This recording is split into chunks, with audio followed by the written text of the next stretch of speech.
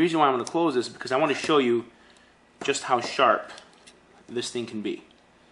As you can see, that's it. And notice that it's at an angle, because when you're cutting a can open, what you're going to do is you're simply going to cut into the can like this. You're going to hook it at the bottom of the can and cut into it. And when you cut straight, it's not coming straight down. It's coming at an angle in order for it to sit between the lip of the can and the actual top of the can, so you can pierce the can close. So I'm going to close this tool here for a second. As you can see, these are individually deployed, and they also lock individually. All right. One thing that I noticed about this, which I thought wasn't all, I didn't really appreciate too much, was the fact that when you open this thing, as you can see, it tends to, see that? It's locking the can opener with it when it opens up. When I go to close this thing, if I close this thing first, and then I go to push this thing down, as you can see, there it is. It snags. See that? It snags. So, not a very elegant design. Not a very elegant design. So then what I have to do is I have to open up the can opener. Got to open the can opener. Got to push this thing shut and then close the can opener. All right, there you go. Inside of here, there's a couple more tools. Here, let me just tell you what we'll do. We'll just deploy everything. We'll close them out one by one. We'll talk about them one by one. Yeah. Some people like this design. Some people appreciate that you can take everything out and then sort of pick what you want. And then some people, like myself, prefer that everything deploys individually, closes individually. So I showed you the first two tools, which is the can opener and the SOG V-cut. I'm going to put those tools away. All right, here are those tools put away. And then, whoops. See, got to do these in the right order. I don't like that. I really didn't like that, having to do that. All right, back to the tool. As you can see, there is a fairly large screwdriver, and then this is a fairly large flathead screwdriver. Let me just show you this tool here, and it's nice. I mean, you can use it to pry things open. You can use it for it's a flathead. You can use it for multiple purposes. I'm going to close that. Nothing fancy about that. And you get a Phillips #1 screwdriver. I want to talk about this screwdriver here for a second, because the majority of the screws that we perhaps in our household items or in electronic devices, that type of thing, use a Phillips #1 head screwdriver. As you can see here, here's a close-up. Here's a front shot of the Phillips screwdriver. Ooh, ah, right? I mean, no big secret. The thing I love about this, as opposed to some other screwdrivers, is #1, it's a full screwdriver. So, I mean, you're getting a full screwdriver here. Secondly, it's a matte finish. Why is that important? Well, as you probably may have guessed, a matte finish will attribute to grippage. So, if you have let's just say a satin finish sometimes, or a let's just say a nice shiny finish, sometimes that is bad, especially when you're trying to grip a screw. So, different ideologies, different designs. I'm going to just close this out, and I'm going to open the other two tools. Many of you probably wonder, can you put this thing in action for us? Because we'd like to see it. We'd like to see it work. We'd like to see it in action. And I normally would. But I'll tell you why I haven't done that is because many of you know how a screwdriver works, and just take my word for it. It works the same exact way. The last two tools I want to show you are a bottle opener with a flathead screwdriver. Nothing earth-shattering here.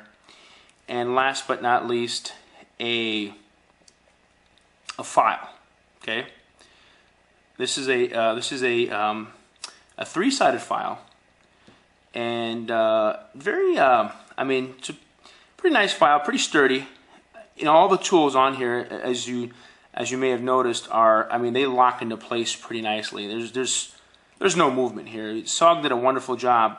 The one thing I want to say about SOG that I found rather nice is you can actually take these things apart. And in fact, if you look it up on YouTube, there's actually instructional videos to take these things apart and customize the tool. So you can buy the tool. This was around $61 from Amazon, and that included the tax and shipping.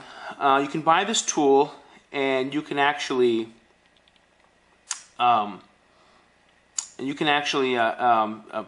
put a pair of scissors in there. You can put a wire strippers in there. You can also put a very aggressive saw.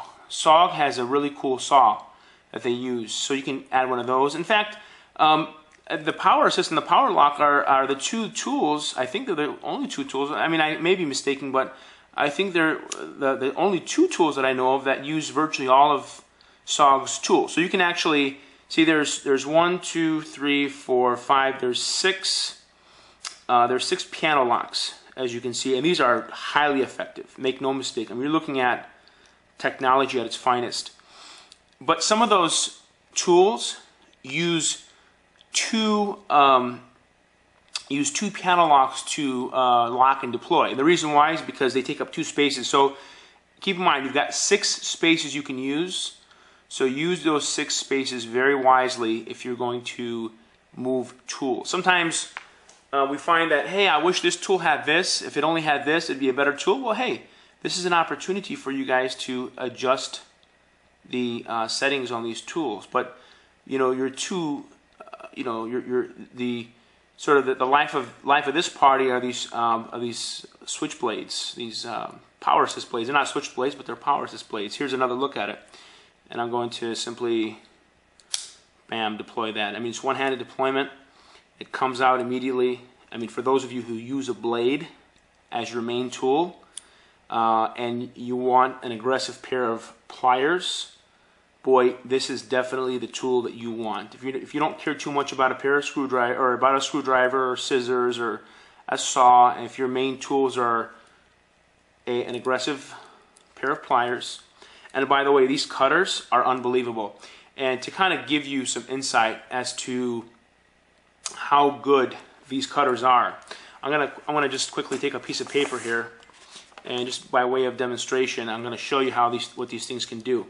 Now you put the piece of paper inside of here, and you clamp down, and as you can see, it cut the paper.